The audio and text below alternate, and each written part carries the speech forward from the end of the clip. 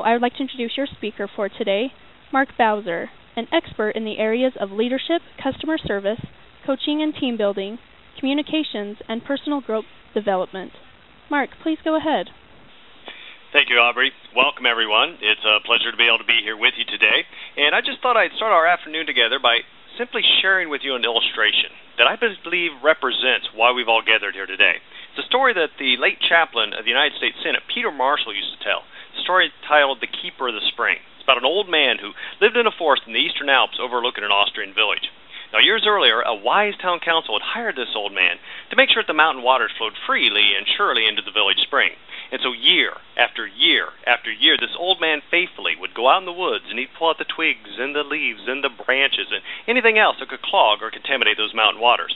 As a result, the mountain waters flowed freely and surely into the village spring, and the spring blossomed. So did the village itself. Vacationers flocked to the lovely town. Swans made their home by the lovely spring, and everything was peaceful, happy, and blessed. Years went by, and then another town council began talking about this almost mythical keeper of the spring.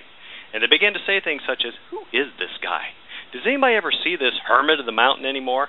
Why in the world are we paying this guy so much money? Well, as a result of their discussion, you can imagine what they did. They fired him. For a while, they thought they'd made a great fiscal decision, and nothing changed. But then came autumn, and the trees began to loose their grip on their leaves. Pretty soon, somebody noticed something very different about their lovely spring. It was changing color, and then a sickening smell began to hover around it. Well, the vacationers left. Swans began to look for a new home. Well, beginning to realize the error of their ways, the town council called an immediate emergency meeting, and they hired the old man of the forest again. And the old man went back out in the woods, and he pulled out the twigs and the leaves and the branches and anything else that could clog or contaminate those mountain waters. As a result, the mountain waters flowed freely and surely back into the spring, giving it a fresh start, new life, and new beginning. And everything was peaceful, happy, and blessed. Now, you may be sitting there today thinking, you know, Mark, that's a pretty good story. But what does that have to do with me? And what does that have to do with my company and customer service in general? And my answer to that is everything. You see, you are the village spring. Your company is the village spring. Your customer is the mountain water. And the truth of the matter is, if we don't take care of our customers, it puts a stranglehold on the organization.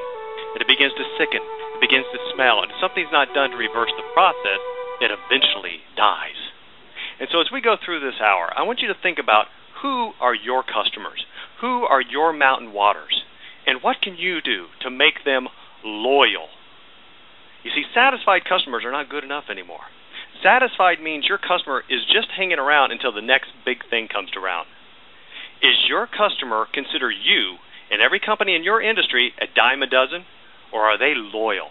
Well, we're here to create loyal customers today. So let's think about for just a moment here, why customer service? Why do we focus so much on this thing called customer service? Well, a number of years ago, the White House Council on Consumer Affairs did some research to discover why customer service, and this is what they discovered. They found out that 96% of unhappy customers never complain. 96% never complain. Now, we may be thinking, that's a pretty good thing, until we hear the next thing. 91% of those won't come back. So you don't hear that they're upset, they just don't come back anymore. That's a problem. The average unhappy customer will share the negative story with at least 9 other people. 13% will tell more than 20 people. Now here's a clincher. They found out that the average unhappy customer will remember the negative experience for 23 and a half years, while the average happy customer will talk about the pleasant experience for only 18 months. We mess up, they remember it for life. We do something good, they only talk about it for a very short time. And here's the big clincher. It can cost 5 to 6 times more to get a new customer than to keep a current customer. Why customer service? Those are the reasons why. Now, how do we create great customer service? Well, I believe we first of all have to define what it is. So let's think about our goal here for the next hour. What is customer service? Well, I have a two-pronged definition that I want us to use as our goal of what customer service is. Customer service is, first of all, finding a need and filling it. Finding a need and filling it. despite what you might want to think, your customers don't walk in the door or call you on the phone because they want to see your shining faces and to hear your shining voices. Now, those things help them want to come back, but they come to you. Why? Because they have a challenge. And they see you and your company as the solution or possible solution to whatever that challenge may be. The second part of our definition is to do for that customer what we know they want done for them. Now, many of us grew up learning the golden rule.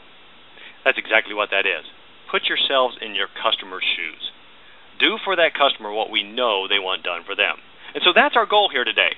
Find a need and fill it, and do for the customer what we know they want done for them. That's our goal.